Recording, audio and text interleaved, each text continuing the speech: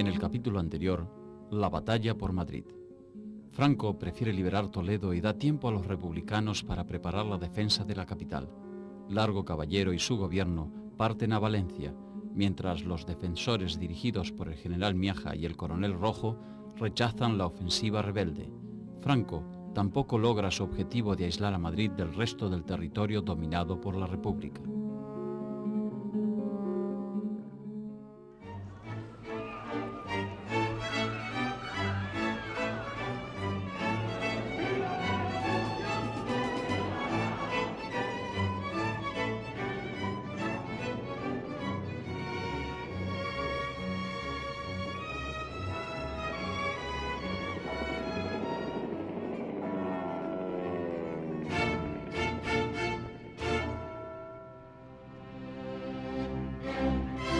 Los otros frentes.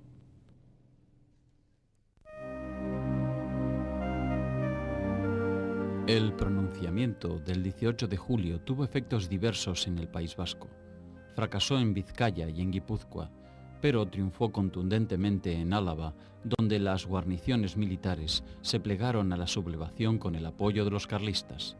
Este respaldo de los sectores conservadores y la pasividad del Partido Nacionalista Vasco facilitó el aplastamiento de la resistencia de las izquierdas. Al producirse la sublevación militar de julio, el Partido Nacionalista Vasco se encuentra en una gran contradicción.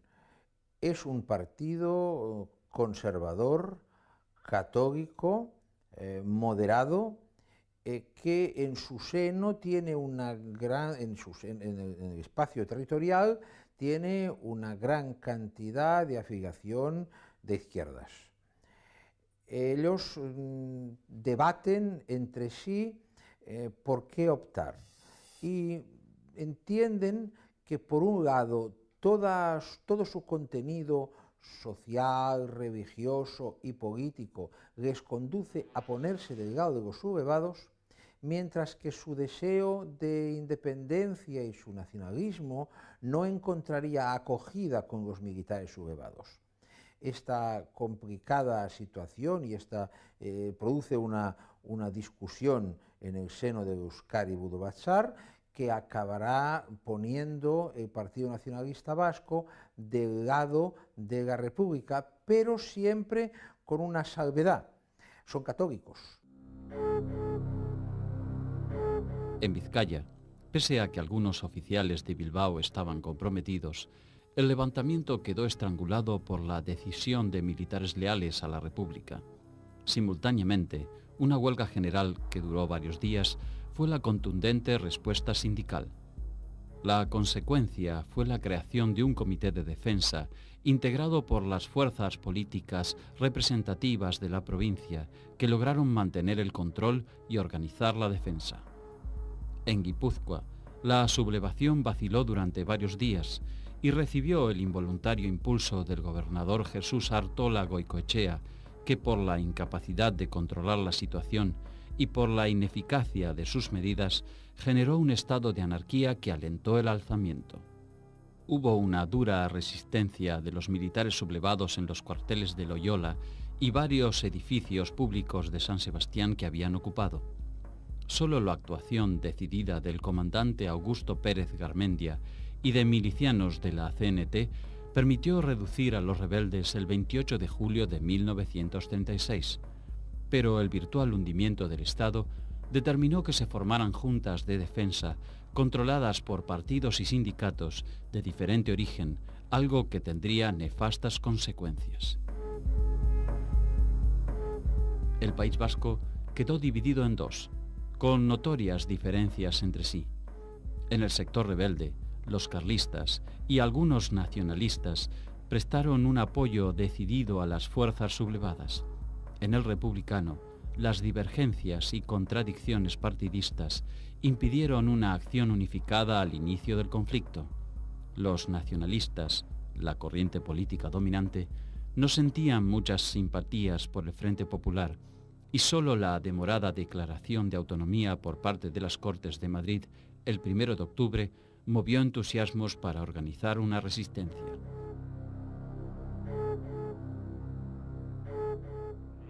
La República se demoró en conceder la autonomía al País Vasco hasta 1936, pero no por falta de voluntad de la República, sino por la situación, por la situación política en la que se colocó el nacionalismo vasco desde 1931 hasta finales de 1933.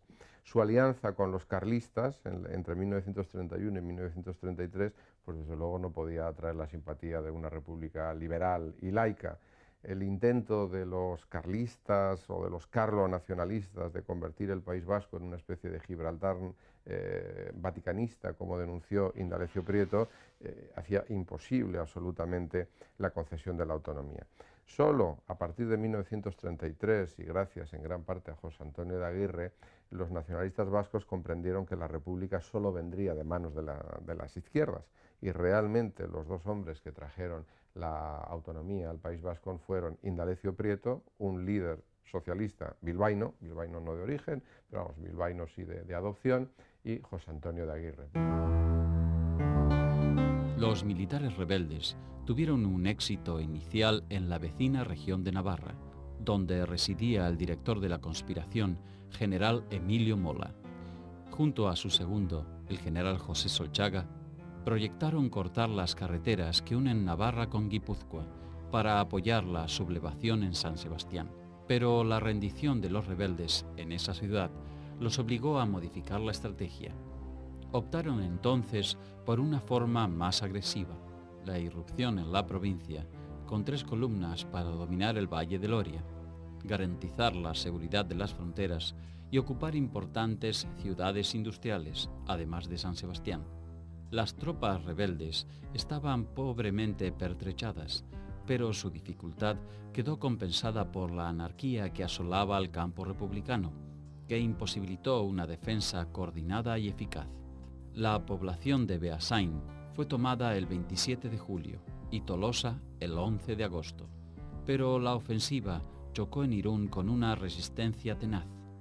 Entre el 8 y el 21 de agosto, la operación conducida por el coronel Alfonso Beorlegui tuvo que librar continuos combates para reducir las resistencias.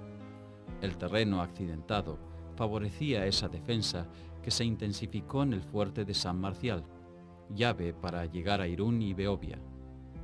El 26 de agosto se inició el asalto final que concluyó el 5 de septiembre con la caída de las 2 ciudades.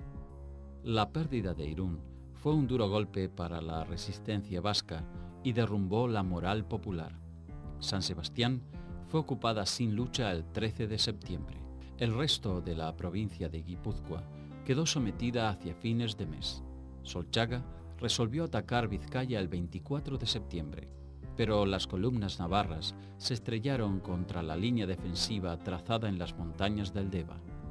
Los vizcaínos, organizados y coordinados, pudieron rechazar a los atacantes en esa zona y en otras posiciones. El frente quedó estabilizado, al tiempo que se declaraba la autonomía vasca y la toma de posesión del nuevo gobierno liderado por José Antonio Aguirre el 7 de octubre. Ese gobierno, nacionalista y católico, toda una curiosidad en el bando republicano y un estigma para los franquistas, logró centralizar el poder político en Vizcaya. La autonomía, denostada por las fuerzas rebeldes, volcó el apoyo hacia los republicanos. El gabinete vasco logró dominar intentos revolucionarios de la izquierda y pudo formar un ejército propio, que estuvo a punto de tener éxito en Villarreal, aunque finalmente fue derrotado.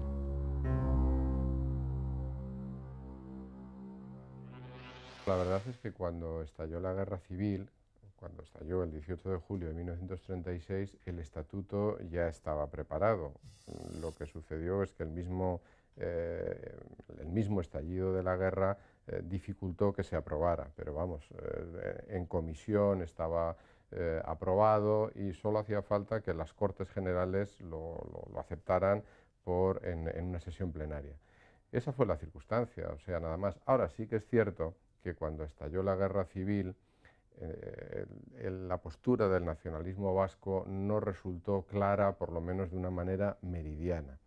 Y con toda probabilidad o con toda seguridad podría afirmarse que el gobierno de izquierdas, que se forma el 4 de septiembre de 1936 con a la cabeza Francisco Lago Caballero, entiende de una manera sensata que la concesión de la autonomía vasca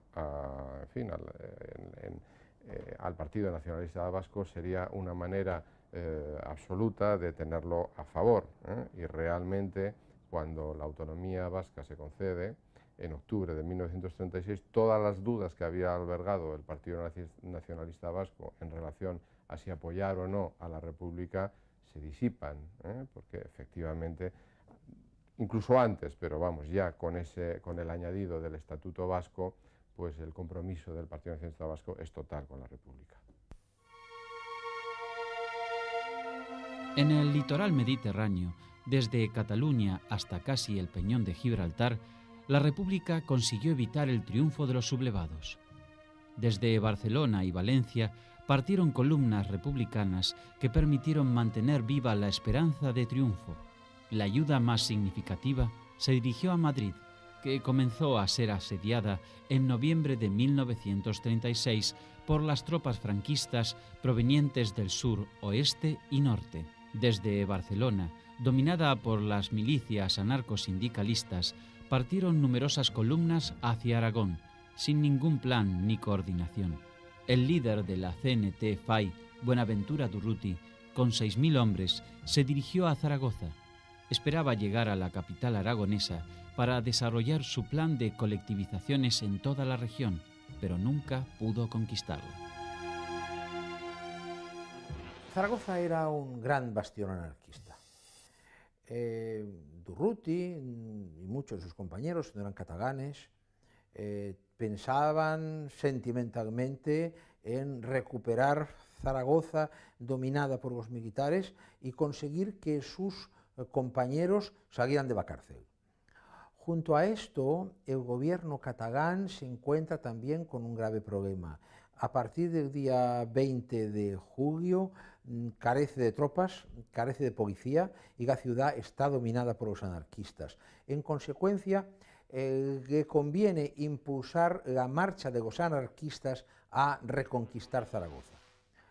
Los anarquistas, naturalmente, son la fuerza superior. Hay otras columnas que van a salir, hay una columna de UGT, hay otra de Estat Català, después vendrán otras columnas, pero ellos son las columnas más importantes y parten allí no a hacer la guerra, sino a hacer la revolución. Ellos no piensan en el fenómeno de la guerra, ellos son antimilitaristas y antibelicistas, son revolucionarios. Y entonces simplemente se montan en los camiones, cada uno como que tiene, el que ha cogido un fusil con el fusil, el que tiene un cañón sube el cañón, el fusil, el botijo, la silla, el colchón, y en una heteróclita organización. Hasta 15.000 milicianos de la República estuvieron aguardando el asalto final, pero este nunca llegó.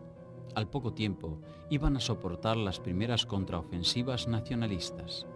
Otras columnas catalanas de distintos sindicatos y centrales obreras, sin coordinarse entre sí, se dirigieron a Huesca. La ciudad fue defendida tenazmente por fuerzas franquistas, voluntarios nacionalistas y unos 1.500 requetés carlistas. La debilidad nacionalista y la desorganización republicana empataron la partida. Aragón quedó dividida en dos mitades.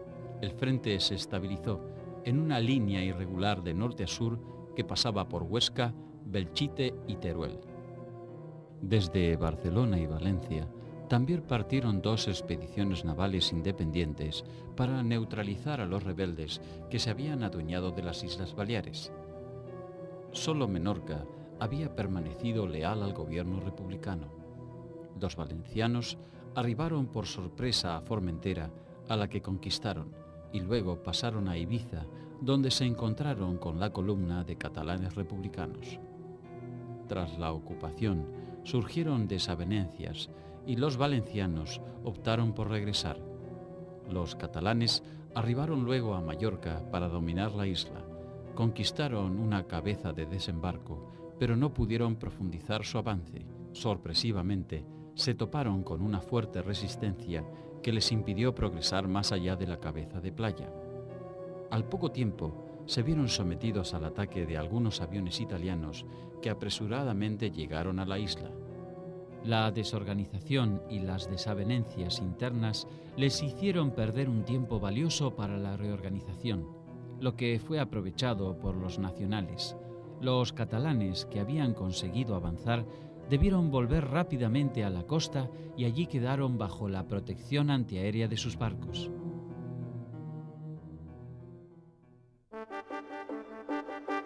Cuando estalló el alzamiento en julio de 1936, la mayor parte de las unidades navales quedaron del lado de la República, que controlaba además la costa mediterránea.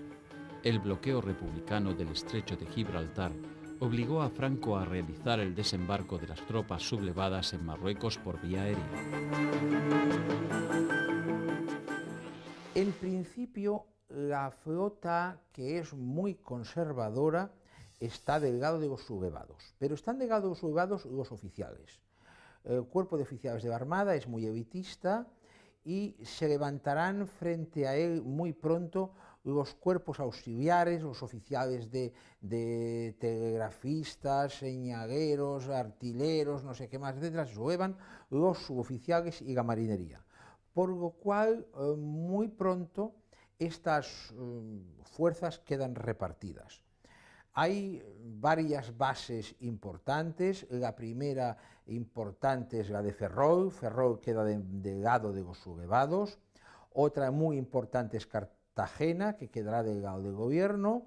Y otra importante es Cádiz, que muy pronto quedará también del lado de los sublevados. Ahora bien, la mayoría de los barcos, al cabo de 3 días, están en manos del gobierno. Pero el gobierno tropieza con muy serias dificultades. Una de ellas es la falta de combustible. Lega únicamente petróleo ruso a partir del mes de octubre y muy pocas cantidades, mientras que los sublevados desde el principio encuentran que la Texaco deriva hacia España incluso todos los suministros, hacia España de Franco, todos los suministros incluso pagados por el gobierno republicano. Tras los primeros éxitos republicanos, los sucesos de 1937 marcaron un cambio de equilibrio a favor de los nacionales.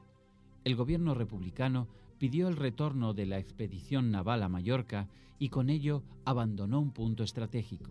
Indalecio Prieto, a cargo del Ministerio de Marina, envió una fuerza para contrarrestar los ataques de barcos sublevados en el mar Cantábrico y al mismo tiempo acercar armas a los vascos y asturianos. Los franquistas aprovecharon la salida de la flota de Málaga para romper el bloqueo del estrecho de Gibraltar, hundir a un destructor, poner en fuga a otro y trasladar tropas al sur de Andalucía. En diciembre, los nacionales hundieron al mercante soviético Komsomol, que transportaba material de guerra.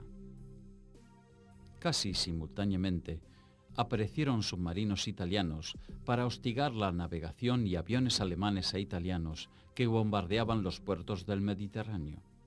La situación llegó a un extremo de tensión el 29 de mayo de 1937, cuando aviones republicanos atacaron al acorazado de bolsillo alemán Deutschland. Hitler se enfureció y ordenó un bombardeo naval contra la ciudad de Almería. Hubo 200 disparos de cañón que provocaron numerosas víctimas y derrumbaron decenas de edificios. El ataque fue comparable con el que sufrió Guernica. El ministro de Marina, Indalecio Prieto, ordenó inicialmente contraatacar con la aviación a los barcos alemanes para provocar una declaración de guerra de Hitler y mejorar el apoyo internacional a la causa republicana. Pero su deseo fue frustrado por el gabinete del presidente Azaña, quien advirtió que el Deutschland puede convertirse en nuestro Maine, en alusión al barco norteamericano cuyo hundimiento en La Habana en 1898 dio comienzo a la guerra de Estados Unidos con España. Tras la represalia, Alemania e Italia optaron por abandonar el control de las naves republicanas, pero sostuvieron el esfuerzo nacional de fortalecer la base naval de Mallorca. Ni Alemania ni Italia querían desencadenar la chispa en España. Ellos querían que ganase Franco, estaban comprometidos absolutamente a ganarse Franco, ellos no podían permitir, bajo ningún concepto, especialmente después del reconocimiento diplomático en el 36, no podían permitir que Franco, no querían bajo ningún concepto, ni siquiera que hubiese una solución negociada. Pero no querían que España fuese la chispa. De hecho, siempre estuvieron jugando con, diríamos, estar en el límite de lo que el Reino Unido o Francia podían soportar respecto a la intervención italiana. En el norte, el bloqueo nacionalista a los puertos republicanos cobrará efectividad y conseguirá detener importantes cargamentos de armas para los vascos. Mientras tanto, el panorama se tornaba más complejo para los republicanos en Andalucía a fines de 1936. El general sublevado Gonzalo Queipo de Llano, sin fuerzas militares de importancia, se encontró reducido a la impotencia mientras el grueso de las columnas rebeldes marchaban hacia Madrid. Esas demoras no fueron aprovechadas por los republicanos de Málaga, donde el predominio anarquista impidió la formación de una defensa organizada. La situación se agravó por la imprevisión del gobierno central, que no envió pertrechos. Franco, que necesitaba presionar en todos los frentes de lucha para seguir intentando conquistar Madrid, recibió un cuerpo de ejército enviado por Benito Mussolini. La idea de los italianos era utilizar sus tropas en España como un cuerpo reunido y en masa. Franco hubiese preferido que le hubiesen dejado una brigada para tal batalla, o unos batallones, o sobre todo más aviones, que me apoye la aviación legionaria para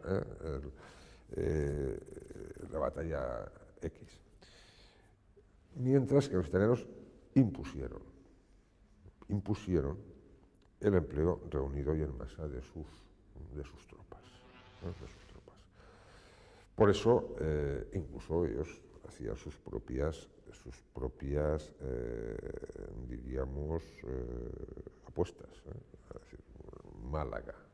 Málaga estaba pensada, Sanjurjo, el ejército, pero ellos fueron los que presionaron para que Málaga fuese de una forma determinada para la intervención, la utilización directa y en masa del ejército italiano, que fue decisivo. De modo que ellos pensaban un poco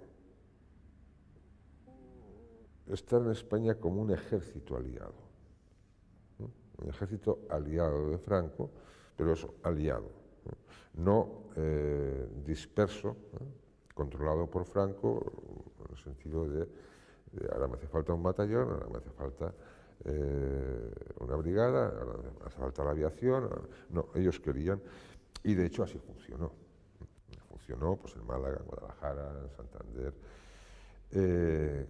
con niveles, diríamos, de coordinación o de tensión que podían depender del contexto específico, político, militar o lo que fuese del momento. En febrero de 1937 llegaron casi 50.000 italianos dispuestos a darle a Mussolini un triunfo que demostrara la superioridad italiana. Las tropas llegaron con buen equipamiento armamentístico y técnico. Queipo de Llano no había podido controlar la franja costera mediterránea de Málaga, por lo que fue una magnífica ocasión para que los italianos se lucieran. Málaga fue presa fácil del Corpo di Truppe Volontarie, CTV, las unidades militares italianas que recibieron su bautismo de fuego en Andalucía. El 3 de febrero, los italianos, flanqueados por unidades españolas, emprendieron una ofensiva que se pareció más a un paseo militar. El 7 de febrero, los rebeldes, encabezados por el general Francisco de Borbón, primo del rey Alfonso y duque de Sevilla, entraron en la ciudad sin inconvenientes. La ocupación fue significativa para el bando nacional. Habían conquistado una ciudad de 100.000 habitantes y un puerto importante en el Mediterráneo. Pronto, la sometieron a un castigo sin atenuantes por haber sido una de las ciudades de mayor fervor antirreligioso, donde se quemaron numerosos conventos y templos. Desde la caída de Badajoz, no se había producido una represión tan dura, solo que ahora las sentencias se ejecutaban tras la condena de un tribunal militar. La conquista de Málaga mostró a los republicanos la necesidad de dejar de lado la débil organización en milicias y asumir la disciplina de un ejército. En cambio, confundió a los italianos, cuya victoria fácil y rápida les hizo pensar que estaban capacitados para ganar en todos los frentes. Mussolini alimentaba su proyecto de establecer en España una especie de protectorado político, pero pronto se desengañaría.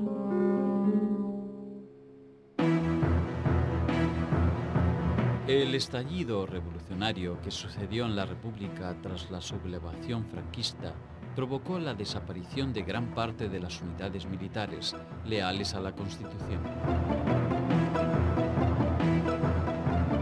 Cada partido organizó sus propias milicias y las escasas estructuras castrenses que sobrevivieron no tenían ningún poder sobre ellas. Sin embargo, la amenaza rebelde sobre Madrid y el fracaso de las columnas de milicianos al enfrentar a un ejército disciplinado como el marroquí cambió la situación. Francisco Largo Caballero logró el acuerdo político para organizar una fuerza armada capaz de entrar en combate según las más elementales reglas castrenses. Antes que él, intentos como los del teniente coronel Juan Hernández Saravia habían sido inútiles por el recelo de los milicianos a cualquier tentativa de militarización. El único sector político que comprendió desde muy temprano la necesidad de generar una estructura militar apta fue el comunista. Los comunistas reunieron 300 militantes y los entrenaron en el patio de un antiguo convento. Ese fue el núcleo del Quinto Regimiento. El Partido Comunista tuvo su primer éxito propagandístico en la creación del Quinto Regimiento. El Quinto Regimiento fueron las 5 primeras brigadas que se formaron cuando el 19 de julio el nuevo jefe de gobierno se decidió a entregar armas al pueblo. Pues uno de ellos, el Quinto Regimiento que se formó, la Quinta Brigada, era de procedencia fundamentalmente comunista, en Madrid. Y bueno, pues demostró una gran capacidad de organización, de movilización, de disciplina y por lo tanto y una cosa que tenían los comunistas hasta la saciedad, una capacidad de agitación y de propaganda y de promover sus éxitos por activa, por pasiva y 1000 veces. Ahora, lo que sí es cierto es que el hecho fundamental del Partido Comunista, lo que le diferenció desde el primer momento del resto de los partidos, vamos a decir, marxistas, o de algunos de los partidos marxistas y también de la central, de la CNT, la central anarquista, fue que priorizó ganar la guerra antes que hacer la revolución. Así como había otros partidos que decían, primero, ganaremos la guerra si ganamos la revolución, el Partido Comunista desde el primer momento dijo no, antes hay que ganar la guerra y después se hará la revolución. Por lo tanto, es el gran partido de la guerra. Largo Caballero retuvo la cartera de guerra y creó el Ministerio de Marina y Aire que confió a Indalecio Prieto. Nombró al coronel José Asensio Torrado y a los generales José Miaja y Sebastián Pozas, en cargos claves para encarar una progresiva subordinación de las milicias a una estructura militar coherente.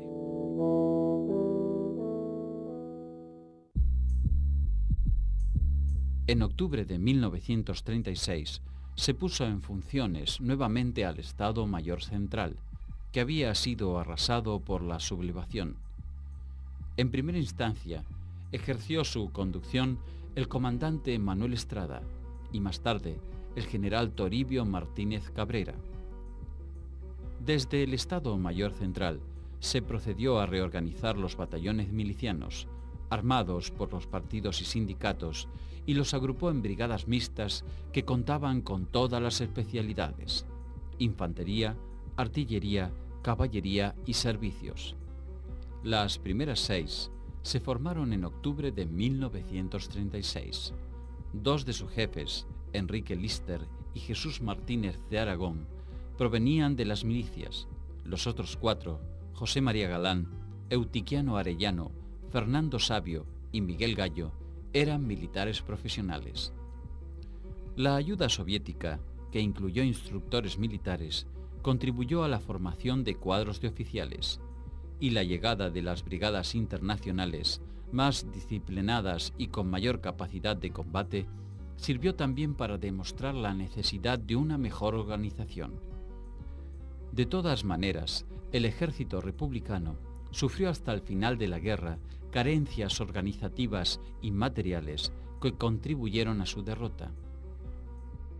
La llegada del ejército rebelde a las cercanías de Madrid posibilitó que Largo Caballero lanzara la consigna de unión contra el fascismo y, montado sobre ella, integrara a los anarcosindicalistas al gobierno central.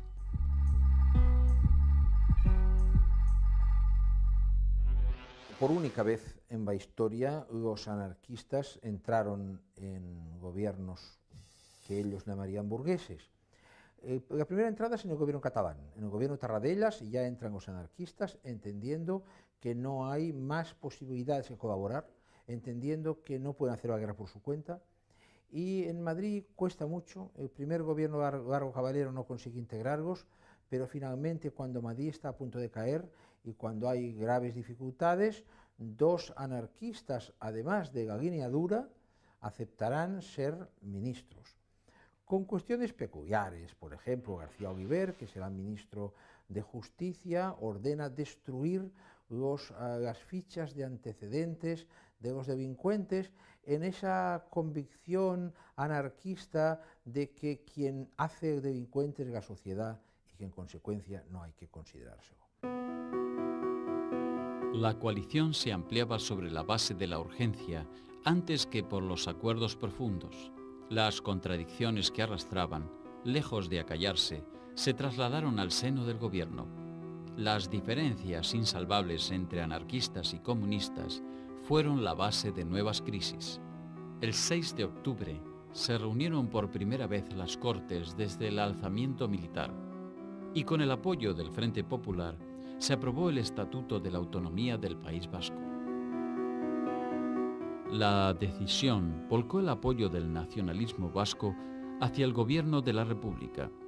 2 días después, José Antonio de Aguirre fue elegido presidente provisional. Juró respetar las tradiciones vascas bajo el árbol de Guernica, el roble legendario de las tradiciones vascas. Largo Caballero quedó desacreditado poco después por abandonar Madrid en las vísperas del ataque a la capital. Su posterior política de centralización del poder no aumentó su crédito. El primer conflicto se suscitó en diciembre, cuando Largo Caballero decretó la militarización de las milicias surgidas luego del pronunciamiento rebelde. La alianza anarquista FAI-CNT se resistió a esa medida porque creyó ver en ella la presencia del poder comunista sobre el jefe del gobierno. Esta influencia había crecido al calor de la ayuda de la Unión Soviética a la República y el papel destacado de las brigadas internacionales en la defensa de Madrid.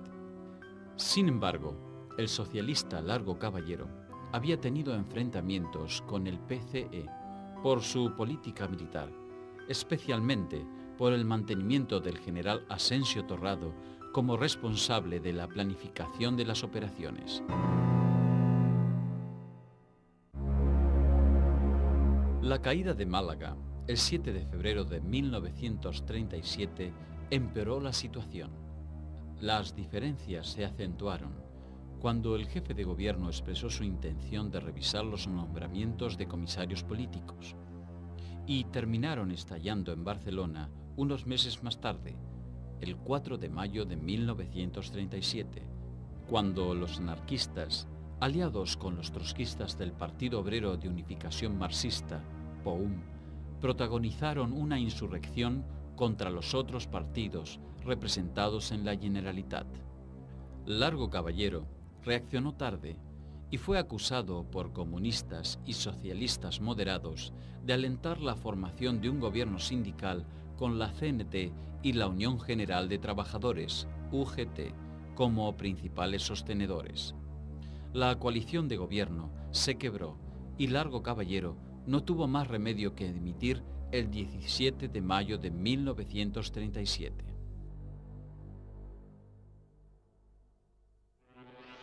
Pierde los apoyos de un sector importante del Partido Socialista, el liderado por Prieto, pierde el apoyo del Partido Comunista, que se lo había dado hasta,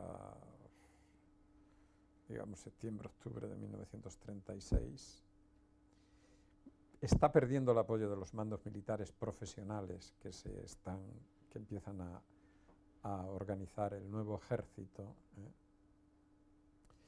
y está cada vez más aislado, gobernando en un aislamiento cada vez más alejado de la posibilidad de la conducción de la guerra.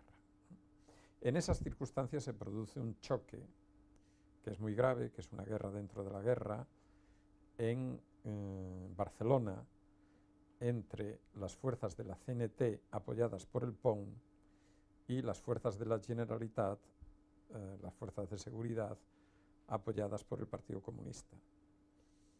La explosión de ese conflicto, el comienzo de ese conflicto, decide a los comunistas a retirar ya el apoyo a Largo Caballero, pero no se lo retiran ellos solos, no se lo retiran ellos por su cuenta.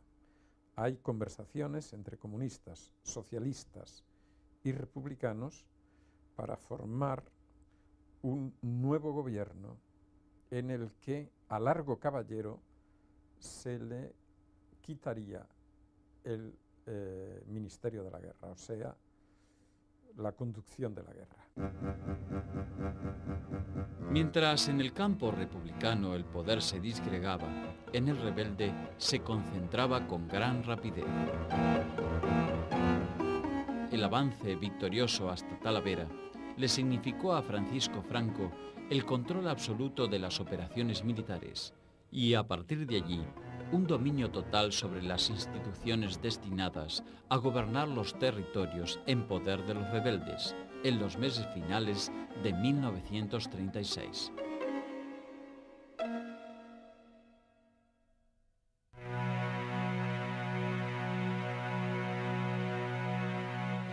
El 29 de septiembre de 1936, la Junta de Defensa Nacional, reunida en Salamanca, acordó publicar el siguiente decreto.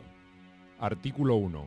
Se nombra jefe del Gobierno del Estado español al excelentísimo señor general de división, don Francisco Franco Bahamonde, quien asumirá todos los poderes del nuevo Estado. Artículo 2. Se le nombra asimismo generalísimo de las fuerzas nacionales de tierra, mar y aire, y se le confiere el cargo de general jefe de los ejércitos en operaciones. Sin embargo, este texto fue modificado clandestinamente en la imprenta y Franco no apareció como jefe del gobierno del Estado, sino como jefe del Estado. Franco tomó posesión formalmente el 1 de octubre. Disolvió la Junta de Defensa y creó una junta técnica que se ocupaba de los asuntos del gobierno, absolutamente dependiente del poder militar y alejada de cualquier capacidad política. Un mes después, Hitler y Mussolini reconocieron al gobierno de Franco y acreditaron a sus embajadores. Esa misma concepción centralizada y autoritaria dio nacimiento a la estructura militante que sustentó la estrategia política del régimen. Desde comienzos de 1937, sectores monárquicos, carlistas y falangistas trataron de alimentar ideológicamente a un Franco que no estaba dispuesto a aceptar influencias civiles ni compartir el poder. Aconsejado por su cuñado Ramón Serrano Súñer, aprovechó un congreso de la Falange iniciado el 16 de abril en Salamanca para forzar la fusión de esta corriente con el carlismo. El 19 de abril, Franco emitió un decreto de unificación de las fuerzas que lo apoyaban bajo el nombre de Falange Tradicionalista de las Juntas Ofensivas Nacional Sindicalistas, las JONS. El artículo primero expresaba: Falange Española y Requetés se integran, bajo mi jefatura, en una sola entidad política de carácter nacional. Esta organización, intermedia entre la sociedad y el Estado, tiene la misión principal de comunicar al Estado el aliento del pueblo y de llevar a éste el pensamiento de aquel a través de las virtudes político-morales, de servicio, jerarquía y hermandad. Quedan disueltas las demás organizaciones y partidos políticos.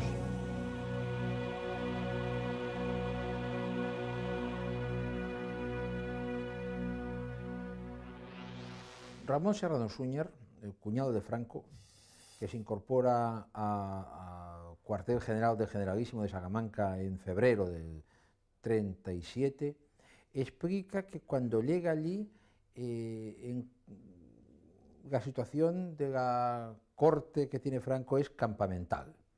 Franco es un hombre con muy poca capacidad de abstracción, es un hombre muy astuto, tremendamente astuto, pero muy elemental, de una formación muy corta, y él es incapaz de organizar un Estado. Ramón, que es un hombre, un abogado experimentado en política, es un abogado de la CEDA, entiende muy bien lo que pasa y se inspira en el modelo que tiene a mano en aquellos momentos, que es la Italia de Mussolini fundamentalmente. En consecuencia, se pretende organizar un Estado fascista, un Estado unitario, que conecta perfectamente con las aficiones cuarteleras y de mando único de Franco, y que Franco entiende perfectamente. Manuel Hedilla, jefe provisional y sustituto de José Antonio Primo de Rivera en la Falange, resistió la subordinación incondicional que exigía Franco. Un día después fue detenido, acusado de conspiración contra Franco y de intentar proclamarse generalísimo y jefe de Estado, por lo que fue condenado a muerte.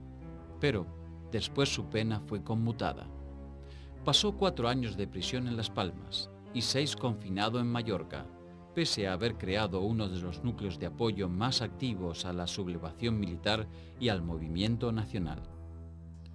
Igual suerte corrió el jefe carlista Manuel Falconde, quien debió exiliarse en diciembre de 1936 y abandonar toda ilusión de protagonismo político. Hacia abril de 1937, la guerra ya duraba 9 meses y se había llegado a un punto sin retorno.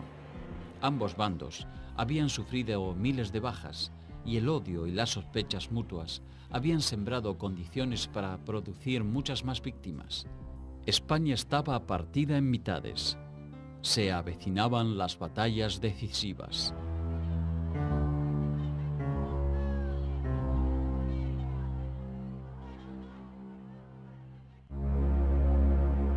En el próximo capítulo, la campaña del norte y las contraofensivas republicanas. Ofensiva rebelde por tierra y aire contra el País Vasco. Guernica es destruida por un bombardeo. Bilbao no puede resistir la acometida y cae en poder de los franquistas. Los republicanos intentan una maniobra de distracción, pero sus ofensivas en Brunete y Belchite fracasan. El Frente Norte deja de existir.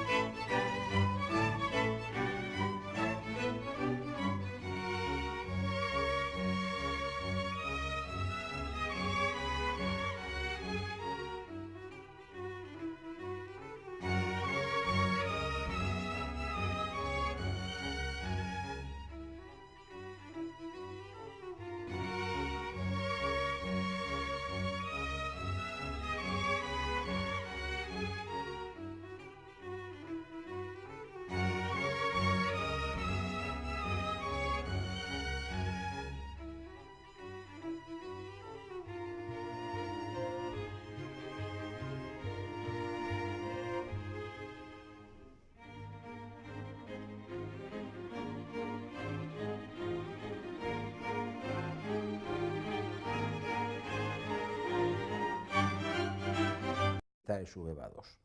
Esta complicada situación y esta produce una discusión en el seno del Euskadi Buru Batzar que acabará poniendo el Partido Nacionalista Vasco del lado de la República, pero siempre con una salvedad: son católicos. En Vizcaya, pese a que algunos oficiales de Bilbao estaban comprometidos, el levantamiento quedó estrangulado por la decisión de militares leales a la República. Simultáneamente, una huelga general que duró varios días fue la contundente respuesta sindical. La consecuencia fue la creación de un comité de defensa integrado por las fuerzas políticas representativas de la provincia que lograron mantener el control y organizar la defensa. En Guipúzcoa, la sublevación vaciló durante varios días y recibió el involuntario impulso del gobernador Jesús Artola Goicoechea, que por la incapacidad de controlar la situación y por la ineficacia de sus medidas generó un estado de anarquía que alentó el alzamiento. Hubo una dura resistencia de los militares sublevados. En el capítulo anterior, la batalla por Madrid. Franco prefiere liberar Toledo y da tiempo a los republicanos para preparar la defensa de la capital. Largo Caballero y su gobierno parten a Valencia, mientras los defensores dirigidos por el general Miaja y el coronel Rojo rechazan la ofensiva rebelde. Franco tampoco logra su objetivo de aislar a Madrid del resto del territorio dominado por la República.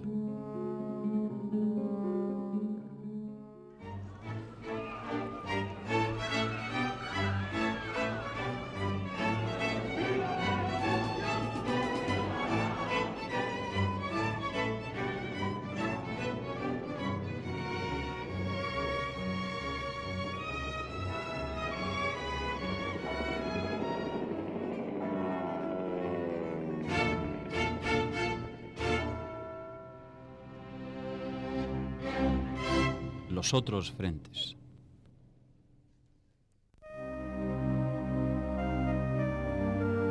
El pronunciamiento del 18 de julio tuvo efectos diversos en el País Vasco. Fracasó en Vizcaya y en Guipúzcoa, pero dados en los cuarteles de Loyola y varios edificios públicos de San Sebastián que habían ocupado. Solo la actuación decidida del comandante Augusto Pérez Garmendia y de milicianos de la CNT permitió reducir a los rebeldes el 28 de julio de 1936, pero el virtual hundimiento del Estado determinó que se formaran juntas de defensa controladas por partidos y sindicatos de diferente origen, algo que tendría nefastas consecuencias.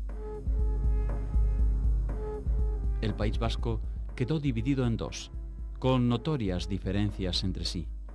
En el sector rebelde, los carlistas y algunos nacionalistas prestaron un apoyo decidido a las fuerzas sublevadas. En el republicano, las divergencias y contradicciones partidistas impidieron una acción unificada al inicio del conflicto. Los nacionalistas, la corriente política dominante, no sentían muchas simpatías por el Frente Popular y solo la demorada declaración de autonomía por parte de las Cortes de Madrid el 1 de octubre movió entusiasmos para organizar una resistencia.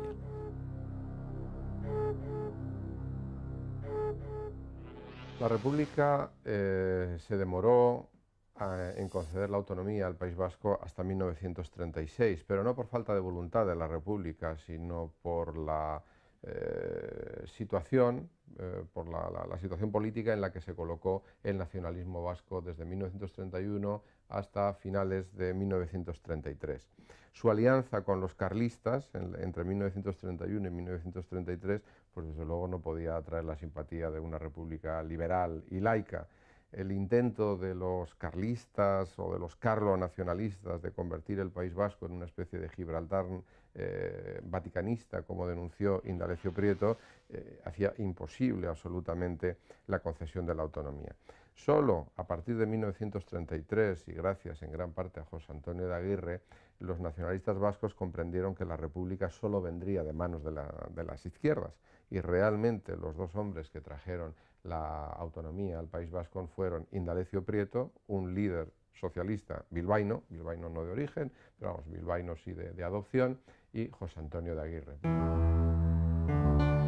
Los militares rebeldes triunfó contundentemente en Álava, donde las guarniciones militares se plegaron a la sublevación con el apoyo de los carlistas. Este respaldo de los sectores conservadores y la pasividad del Partido Nacionalista Vasco facilitó el aplastamiento de la resistencia de las izquierdas. Al producirse la sublevación militar de julio, el Partido Nacionalista Vasco se encuentra en una gran contradicción. Es un partido conservador, católico, moderado, que en su seno tiene una gran, en el espacio territorial, tiene una gran cantidad de afiliación de izquierdas. Ellos debaten entre sí por qué optar y entienden que por un lado todo su contenido social, religioso y político les conduce a ponerse del lado de los sublevados, mientras que su deseo de independencia y su nacionalismo no encontraría acogida con los militares.